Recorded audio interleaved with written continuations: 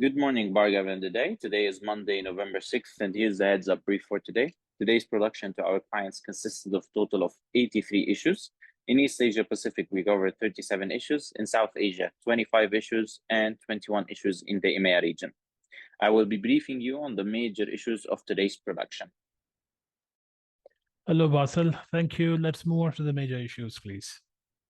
Sure. In East Asia Pacific, I'll be covering the top two of the 37 issues. In Myanmar, Chairman of the State Administration Council, General Min Aung Hlaing, warned troops in the Myanmar military to remain alert following Operation 1027 launched by the Brotherhood Alliance in the Shan State on October 27.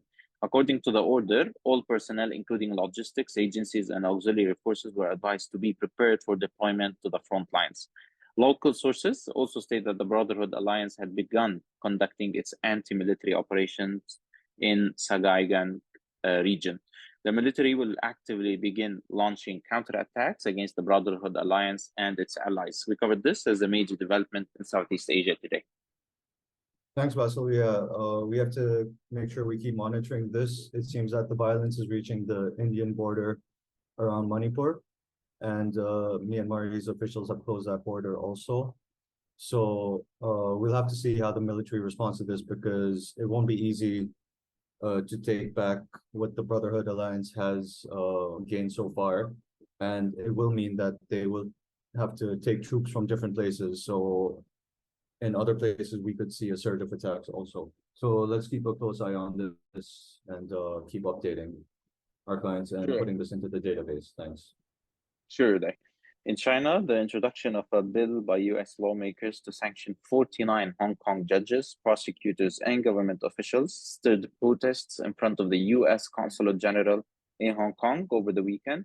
Local residents and local lawmakers see this move as a blatant interference in the city's judicial independence. Additional protests may commence in the coming days. All right, thanks, Bassel.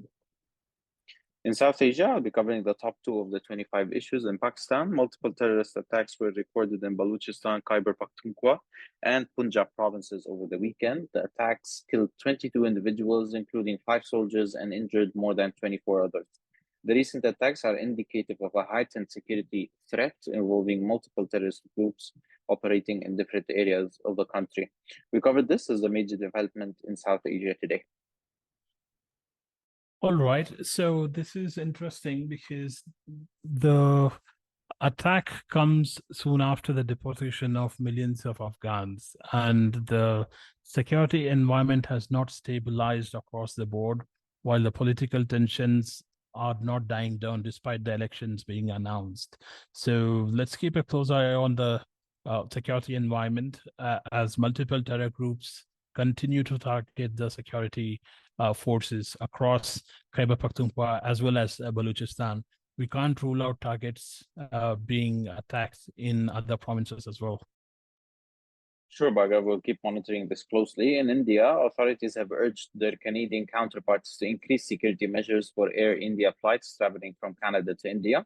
The request comes after the Khalistan group Seeks for Justice threatened to target Air India flights after November 19th. While the movement has lost momentum over the years, it remains a sensitive issue for the Indian government and the Sikh diaspora.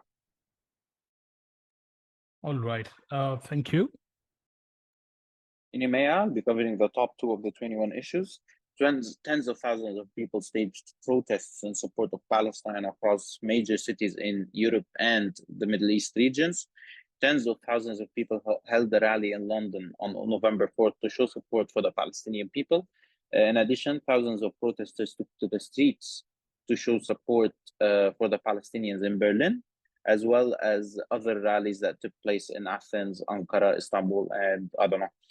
These protests illustrate widespread international support for the Palestinian people and their struggle. This indicates that the Israeli-Palestinian conflict remains a highly emotive and internationalized issue, with public sentiment in Europe largely favoring the Palestinian side. We covered this as a major development in our EMEA roundup today. We conveyed this to our clients via an advisory message today as well. Yes, let's keep track of these protests and other terror-related incidents emanating out of the same controversy. So let's keep our clients updated on this thing. Thank you. Sure, Bhargav.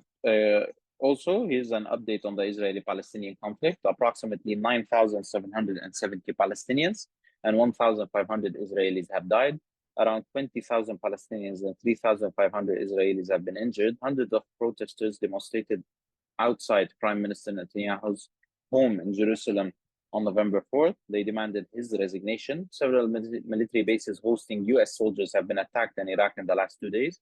Hezbollah has said Israel will pay a price for IDF attacks that resulted in the death of 4 civilians in southern Lebanon yesterday. The conflict will intensify in the coming days, with Israel reiterating its opposition to a ceasefire. Netanyahu's internal struggle for his political survival may also prolong the conflict. We covered this as a major development in our EMEA roundup today and conveyed it to our clients via an advisory message. All right. Thank you. Nothing further from my end. Thanks, Bassel. Thanks.